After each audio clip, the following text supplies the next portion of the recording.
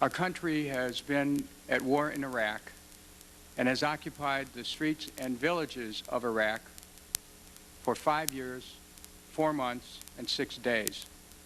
The war has caused the deaths of 4,127 American soldiers and the deaths of as many as 1 million innocent Iraqis.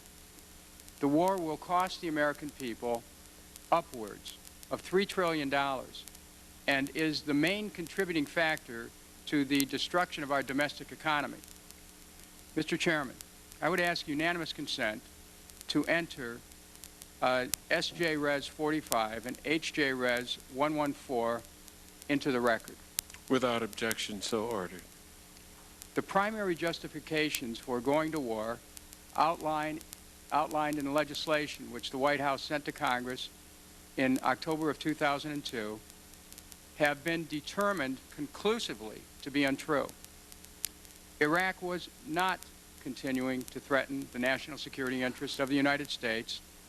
Iraq was not continuing to possess and develop a significant chemical and biological weapons capability. Iraq was not actively seeking a nuclear weapons capability.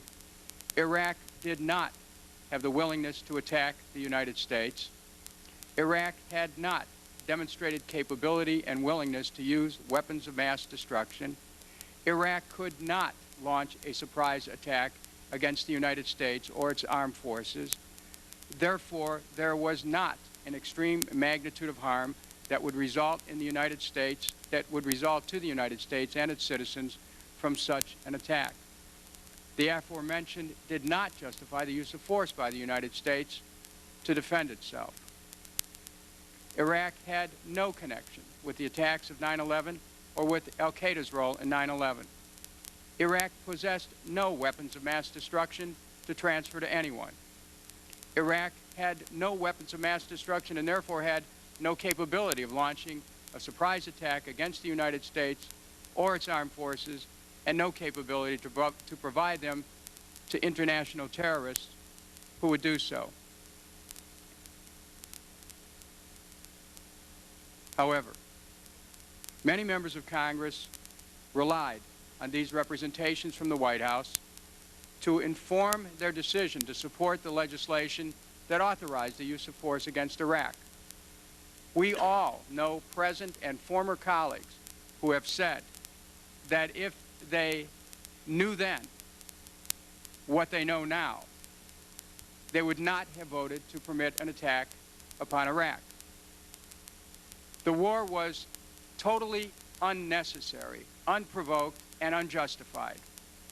The question for Congress is this: what responsibility does the President and members of his administration have for that unnecessary, unprovoked, and unjustified war?